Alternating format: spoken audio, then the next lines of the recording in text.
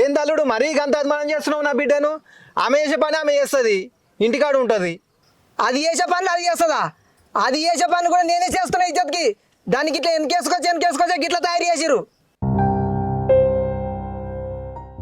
ఎప్పుడు తింటది పంటది గిటున్న పుల్లకాటు పెట్టది. తిని ఇంటికాడ ఉంటుంది అని అంటావు. అరకగట్టి 4 లీట్ల దున్నేది ఉంటే నాయేంది? ఆహా గిట్లున్నా అది గిట్లు వెనకేసుకొస్తున్నావు. నేను 10 రోజులు నీ ఇంటికాడ ఉంటా. సాతావా నన్ను? నిన్ను సాదుడు పెద్ద కష్టమా భయం అనుకుంటున్నావా? వచ్చిండు సాత్తా. ఆహా ఇప్పుడు నేను తిని మీ ఇంటికాడ ఉంటే సాత్తంటావు. సాత్తా ఏ లోటు లేకుండా చదవాలి. సరే. నీ బిడ్డకు 4 మంచి మాటలు చెప్పి తోలిస్తామేమో అనుకుంటే నా మీదకే మరవడతావా? ఒకళ్ళు ఇంటికాడ కూర్చుని పెట్టి సాత్తే ఎంత కష్టం నీకు తెలుసా మామ? ఓ నీ అసంటోళ్ళని ఇంత మందిని చూసిన వారం రోజులు కాకపోతే నెల రోజులు ఉండు సాత్తాపా. సరేదా చదువుదా ఇక నేను కూడా మాసొస్తుందా.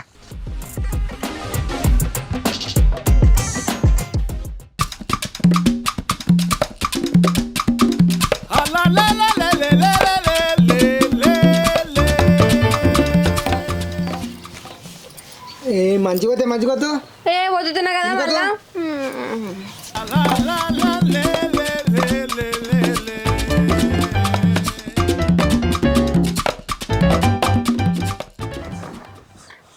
ఏమైందిరా నాయన మీకు ముందే 2 కటన్ల బీర్లు ఉద్ధరించిన, ఇప్పుడు కుదరది అంటుండే.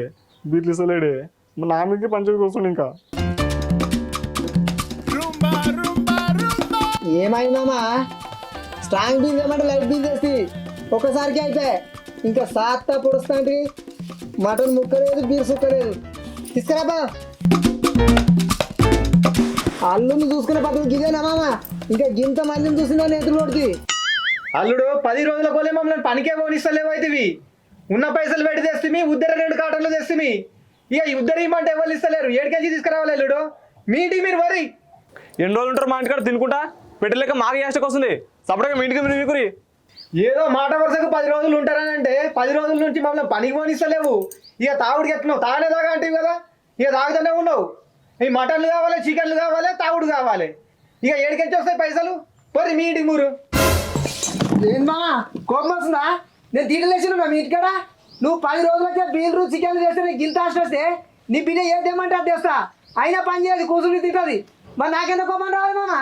4 మాటలు చెప్పి పంపిస్తామేమంటే నేను పంపించే బిడ్డ 4 రోజులు, నువ్వు 10 రోజులు ఉన్నట్టుగా. ఇప్పుడు నీకు 10 రోజులకే ఆశ వస్తుంది. నాకెంత ఆశ రావాలి మరి?